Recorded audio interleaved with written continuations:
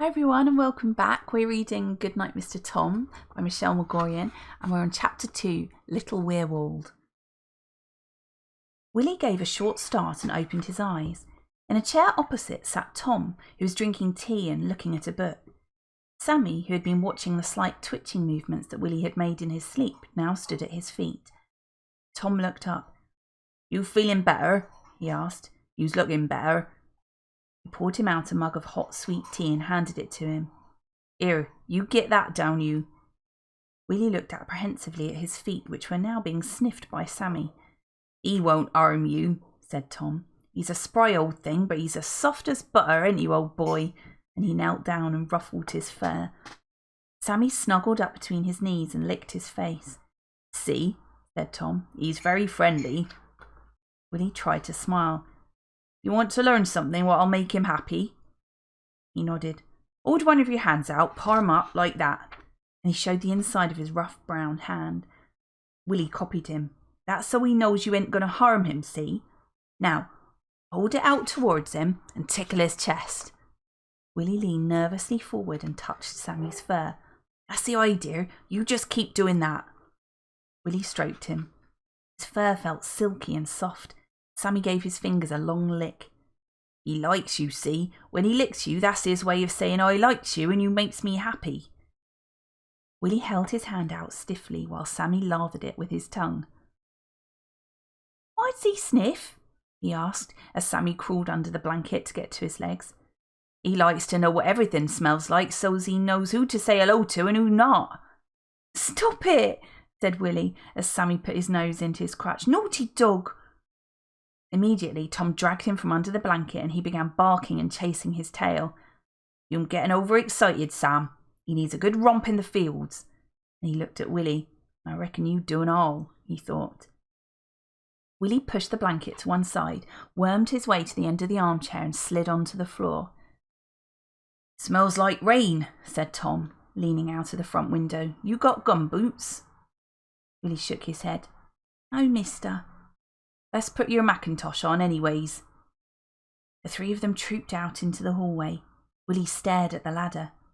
"That's your room up there, sort of attic." "Mine?" He didn't understand. Did Mr. Oakley mean he was going to have a room to himself? Tom handed him his mackintosh and nodded. Sammy leapt up excitedly. "Hang on a minute, Sam, we's just going." Tom looked at Willie's mac on the way out and noticed how thin it was. They walked down the pathway and out of the gate, Sammy leading, Tom striding after him and Willie now running to keep up with them. It was late afternoon now. The sun hung in a fiery ball above the trees. A mild breeze shook the leaves and a few dark clouds scudded across the sky. Sammy ran backwards and forwards, barking ecstatically.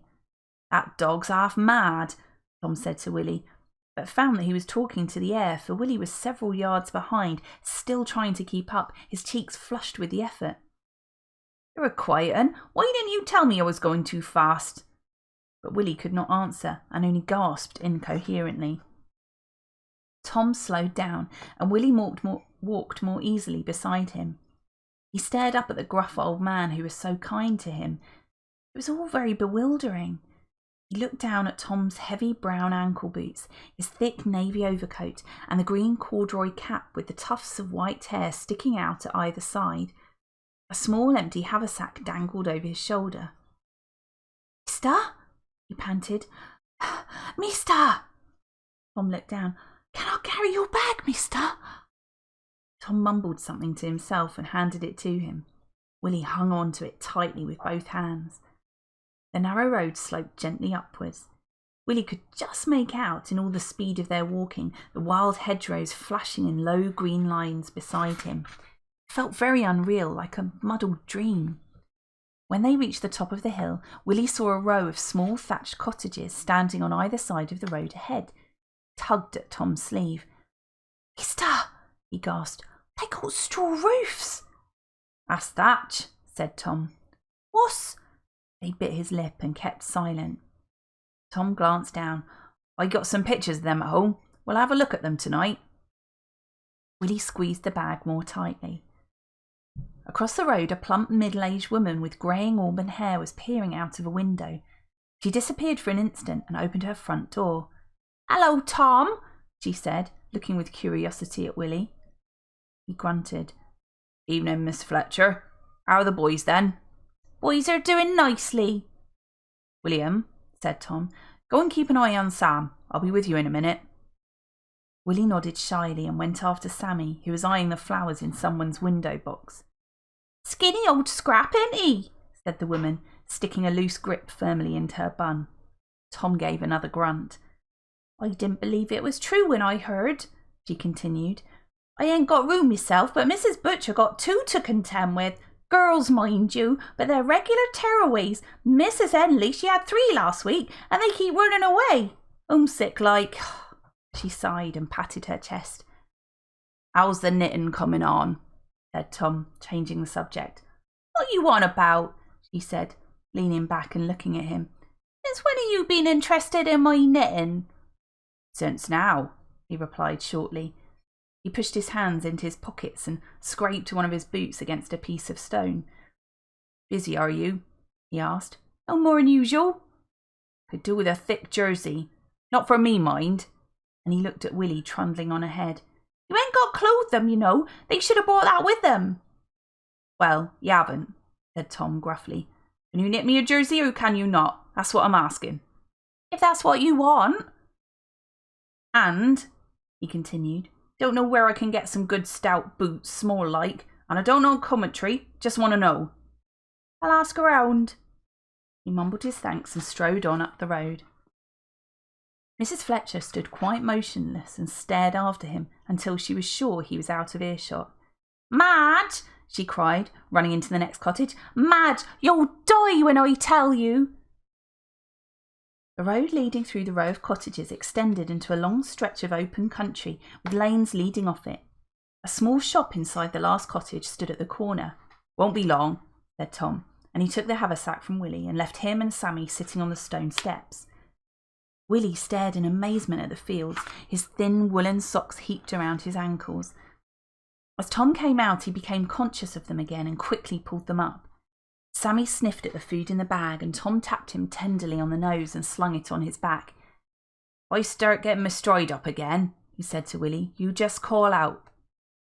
It was a long, quiet road, the silence broken only by the whirring of a tractor in the distance. They turned to the right and walked down a tiny lane. Willie's attention was drawn to a small brown bird in one of the hedgerows. Tom stopped, put his finger to his lips. They stood and watched it hopping in and out among the changing leaves. "That's a hedge sparrow," he whispered. "See her speak? Very dainty." The bird looked up and flew away, and shy. They carried on down the lane towards a farm. Sammy was already sitting waiting for them, his tail thumping the ground impatiently from side to side. They pushed open the long wooden gate where he sat. It squeaked and jingled on its hinges as they swung it behind them. Tom led Willie round the back of a large cream-coloured stone house towards a wooden shed. A middle-aged man with corn-coloured hair and the bluest eyes Willie had ever seen was sitting on a stool, milking one of the handful of cows. Willie gazed at the gentle way he fingered the udders and at the warm white liquid spurting down into a bucket underneath. "Mister?" he said, tugging at Tom's coat sleeve. "Mister, what's that?" Tom was astounded. "Ain't you never seen a cow?" But Willie didn't answer. He was too absorbed in watching the swollen udders decrease in size. "I'll be wanting extra milk from now on, Ivor," he said. Ivor nodded and glanced at Willie. "One of them London lot?" he asked. Tom grunted. "You'd best take a jug with you. Rose inside." Tom tramped across the yard to the back of the house and up the steps. He carried Sammy in his arms, as he had a habit of yapping at the cows. Willie stayed to watch the milking. A fresh-faced brunette woman in her 30s, wearing a flowery apron, opened the back door. "Come in," she said. "You'll be wanting extra milk." "How'd you know?" said Tom. "Lucy saw you coming up the yard with him." A chubby 6-year-old with brown curly hair, earth smudged over 2 enormous pink cheeks, was standing at her side, holding onto her skirt. "Don't be so daft, girl," she said. "Go on, say hello to him. I got things to do." She clomped down the steps in her ankle boots and blue woolen dress and stood shyly beside Willie. twisting the hem of her dress in her hand till her knickers came into view. "There ain't much difference in size between them two," said Tom, observing them together. "I don't know what they do with little uns in that old city," and he disappeared into the warmth of the kitchen. After calling Willie several times and getting no response, he eventually gave up and tapped him on the shoulder. "Here, dreamer, you carry that," he said, handing him a tin jug. "You can take a look if you've a mind." Willie lifted the tin and peered in. Fresh milk. Lucy stared at him. She'd never seen a boy so thin and pale-looking. She still hadn't spoken and had only just, so she thought, heard his name. "Boy, dreamer," she said suddenly, and turned and fled into the house. "Where's that old thing?" said Tom, looking round for Sammy. Caught sight of his black and white fur at the gate. He was sitting waiting for them with a bone in his mouth. Willie looked at the front of the house. The woman called Ro was putting up some black material at the front window. "What's she doing?" Willie asked. "Putting her black huts up, boy. We all got to do it from tonight." Willie was about to ask why, but he knew that was rude, so he kept silent. "It's so's planes don't see where to bomb," continued Tom, as if he had read his thoughts. "Waste of time if you asks me. Reckon it'll all be over by Christmas, and anyways, who'd want to bomb Little Weirwold? That's the name of this village," he added. "Little Weirwold." He looked up at the sky. It had suddenly become darker. "Best be moving," he said, and they swung open the gate and set off at a jaunty pace back up the lane towards the main road. They'd walked past the cottages and were halfway down the hill when the first drop of rain fell. As they neared the foot of the hill, the sky opened and a heavy torrent fell mercilessly down. It blinded Willie and trickled down inside the collar of his mackintosh. Tom buttoned his overcoat up to his neck and raised his collar. He looked down at the drenched figures of the boy and dog. Willie had to run to keep up with them. His plimsolls were now caked in heavy clods of wet earth, and his jersey was already wet from his soaked mackintosh. The sky rumbled loudly above them, and the rain continued to pour down, bouncing on the lane and running into little streams. Tom swung the graveyard gate to one side, and Sammy shot through, jumping and barking in the puddles. He shut the gate behind Willie, and the wetness from the top splashed into his face. Willie ran up the pathway towards the cottage, through the graves and under the oak tree, his shoes squelching. They ran into the hall, Tom's boots clattering on the tiles. He shook the rain from his overcoat and cap and proceeded to undo his boots. Sammy stood on the mat, shaking his fur by the open door and looking out at the sheets of rain that were now whipping across the graveyard. Willie struggled with his mackintosh. His fingers were mauve with the cold. "You're soaked through," said Tom. He pointed to his bespattered plimsolls. "Take them old canvas things off. Stay here while I put some newspapers down." Willie pulled off the weighted shoes and stood in the dark hallway, shivering helplessly, his teeth rattling inside his clamped jaw. After much shuffling from the living room, Tom opened the door. He had laid newspaper in front of the range and was putting up blackouts at the windows so that, but for the glow of embers in the fire, there was almost total darkness. He lit a gas lamp which hung from the ceiling and an oil lamp on the table. "Stay on them newspapers, you too," he said to Sammy, who was panting rapidly and sending out a constant spray of water with his tail. He added some coke to the fire and left the room. Willie hopped on one leg and then on the other in front of it. Steam began to rise from his jersey and shorts. He heard the front door being closed, and Tom returned with his brown paper bag. He placed it on the table and took out the contents. There was one small towel, a piece of soap, a toothbrush, an old Bible, and an envelope with "To whom it may concern" written on it.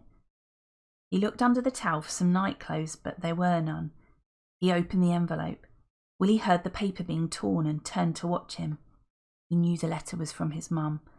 He checked again that his wet socks were pulled up, stood very still. "Dear Sir or Madam," it read, "I asked if Willie could go and stay with God-fearing people, so I hope he is. Like most boys, he's full of sin, but he's promised to be good. I can't visit him. I'm a widow and I haven't got the money. The war and that. I've put the belt in for when he's bad and I've sewn him in for the winter. I usually keep him in when I wash his clothes and I've got them special for the cold weather, so he should be all right. Tell him his mum said he'd better be good. Mrs. Beach." Tom folded the letter and put it into his pocket. He found the belt at the bottom of the bag. It was a brown leather one with a steel buckle. He put it back in the bag and took out the towel, soap and toothbrush. Willie stood with his back to the fire and stared uneasily up at him. Tom was angry. "While you're in my house," he said in a choked voice, "you'll live by my rules. I ain't ever hit a child, and if I ever do, it'll be with the skin of me hand. You got that?" Willie nodded. "So we can forget that old belt." And he lifted the bag from the table and took it out of the room. Willie turned to face the fire, his head bowed over the range. His shoulders felt tense, and the top of the range hissed as a tear escaped from his eyes. He heard the door close behind him and hurriedly wiped his cheeks. Tom put a bundle on the armchair. "Let's get out of them wet things," he said, kneeling down beside him, "so as I can dry them for tomorrow." Willie sniffed. Tom peeled off his wet jersey and shorts. "And them socks," he said, as Willie clung to the tops of them. He pulled them off. Tom said nothing. There was no need. Willie's arms and legs were covered in bruises, wheals and sores. Tom went to pull off his vest.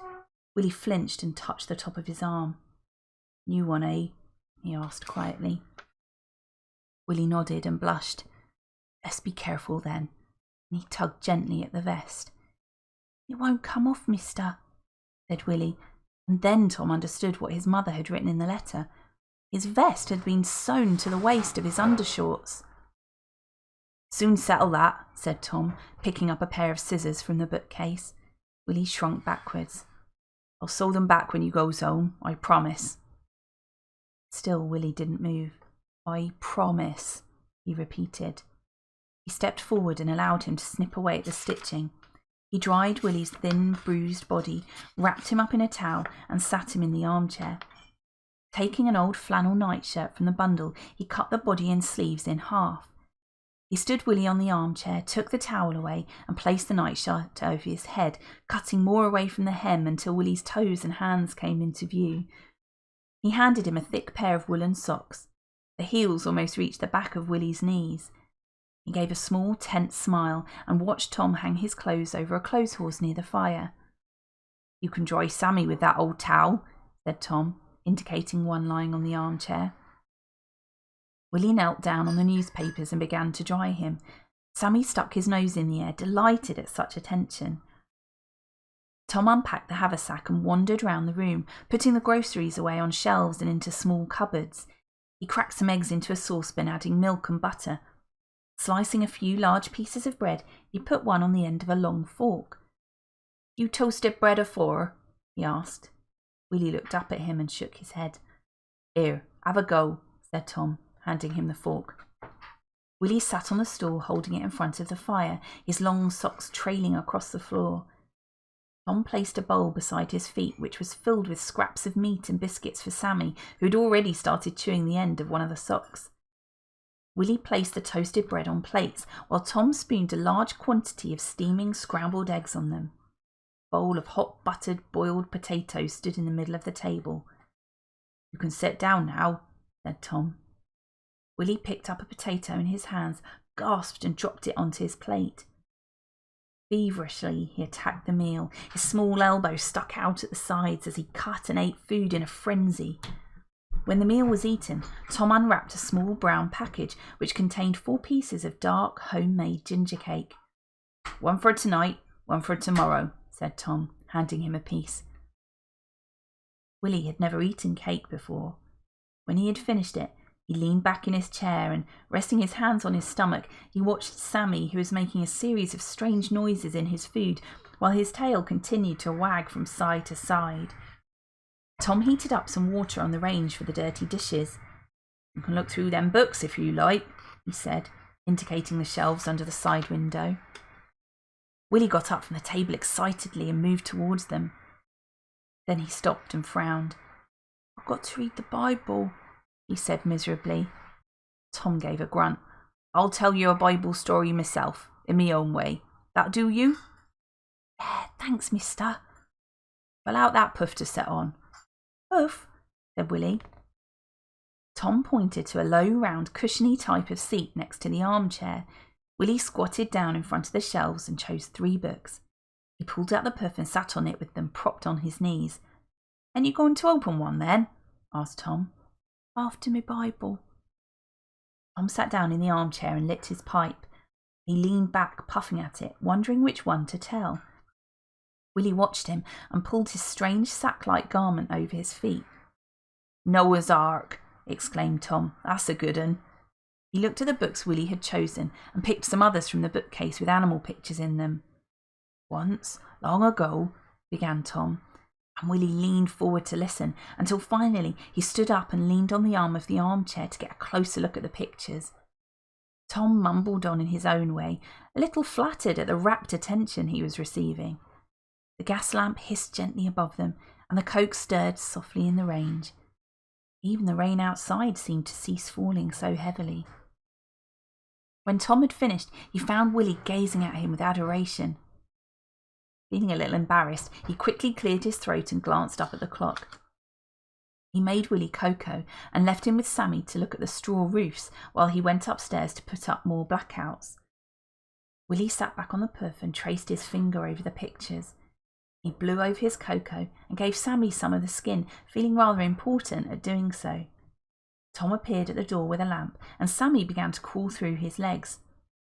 "Thought you was being too good for it to last," Tom said as Sammy tugged at his trouser leg. "Give me the cocoa, William, and you carry the book." Willie climbed up the ladder, but the enormous socks kept making him slip. After much balancing and juggling with cocoa, book and dog, they all 3 eventually reached the attic. It was a tiny room, shaped rather like a ridge tent.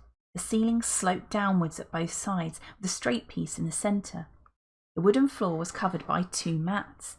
A small bed lay under one eave, and blackouts were pinned on the slanting window beside it. Tom had swept the room clean and had fixed a lamp to a hook on the white plaster ceiling. It was hanging there alight. Beside the bed was a low wooden table, "for your books and such," said Tom. He pointed to a china chamber pot on the floor at the end of the bed. "That's so's you don't have to go outside if you want to go to the toilet," he explained. The heat from the front room rose up through the floorboards so that the room, although bare, was warm. Willie crawled under the bed and curled up into a ball. "What are you doing?" asked Tom. "Who gets into it, not under it?" "What, right inside it?" exclaimed Willie. Tom drew back the sheets and Willie climbed in between them. He stroked the blankets with his hands. Sammy, meanwhile, was standing impatiently at Tom's side, wagging his tail in lunatic fashion. "Go on, you daft dog," said Tom, and he leapt onto the bed between Willie's arms and licked his face. Slowly, Willie put his arms around him, gave a small cry, burst into tears. "Sorry, mister," he blurted out, and he buried his head into the dog's fur. Tom sat on the edge of the bed until the crying had subsided a little. "Here," he said, handing him a large white handkerchief. "Have a blow in that." Willie looked up shamefacedly. "I ain't ungrateful, mister. Honest, I'm happy." And with that he gave another sob. Tom nodded, and Sammy licked one of the tears from his face.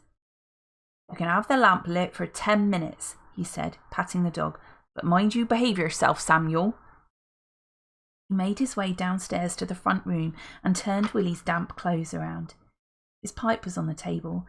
He picked it up and tapped the old tobacco out onto the range. "Not get fond of the boy, Thomas," he muttered to himself. He sat back in the armchair and watched the smoke drifting upwards from his pipe towards the glass lamp. He glanced at Willie's thin grey clothes. "Suppose another pair of socks and one of them balaclava things wouldn't come amiss," he thought, sinking into a quiet reverie of jerseys and boots. It was interrupted by sounds of scrabbling from upstairs. He climbed up the steps, pipe in mouth, grunted out a few words as he entered the attic, and blew the lamp out, plunging them all into total darkness. "Take them blacks down now," he mumbled, removing them from the window. "You warm enough?" Willie raised his head. "Yeah," he answered, and he sank happily back into the soft white pillow. Tom stared out of the window and chewed the end of his pipe. He gave a little tap on the floor with his foot and then moved towards the bed and gently ruffled Willie's hair. He was halfway down the hatch with Sammy in his arms when he remembered something. "Don't forget them old prayers." "Oh, mister," said Willie. Paused for an instant. "And you'd best call me Tom. Good night and God bless." And with that, he descended from view, closing the trapdoor behind him. "Good night, Mr Tom," Willie whispered. He listened to the door downstairs close and slipped out of bed to look through the window. A dark cloud floated across the moon.